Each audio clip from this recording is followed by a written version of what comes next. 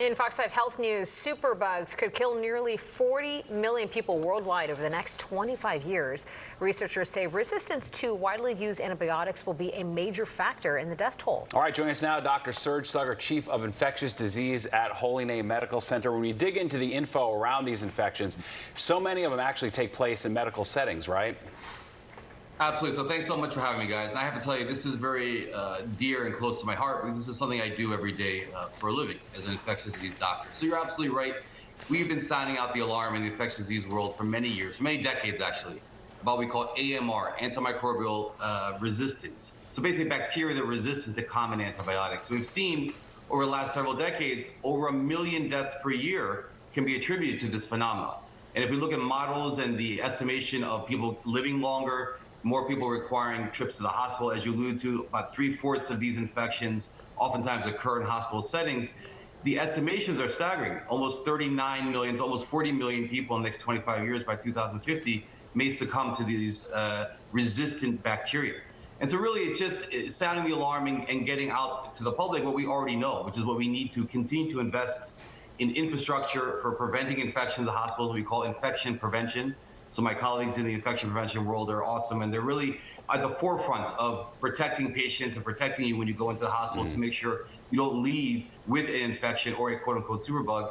And really, it's also a reminder that we have to continue to invest in research, development for new antibiotics, new antifungals, new what we call antimicrobials, to constantly battle the specter of antimicrobial resistance. Doctor, maybe a simple question, but 25 years from now, don't you think we would be advanced enough to figure out the antibiotics that would work for these new illnesses? You know, it's a good question, and what I always tell my patients is that these bacteria were here long before we were as humans, and they may be here long after we're gone. It's never a question of when or if these bacteria will become resistant to antibiotics, but only a question of when. And that's why we have to be very judicious about our use. You know, a large part of my day is explaining to people you don't need 20 days of antibiotics, you don't need 10. Sure. Shorter oftentimes is better. There's a lot of side effects with antibiotics, i.e. disruption in the microbiome, side effects, and certainly the rise to antimicrobial resistance. So I would like to think that, yes, this will be not an issue going forward. But, you know, what we see on the ground and what we know of how these bacteria and viruses are very tricky with mutations, think COVID-19, I think it's better to be safe than sorry to really be well prepared. Indeed. All right, next topic, more evidence that a cup of coffee has far-reaching health benefits, including protecting your heart. We were joking during the commercial break, I feel like 10, 15 years ago, coffee was bad for you. Yeah. Now it's study after study saying it's good for you, which is probably good news for most people because we all are addicted to coffee, right? I tell you, Steve, it's definitely good news for me, and I'm sure for you guys as well. You really have to look into the details here. This is a look at a database in the UK by 360,000 people.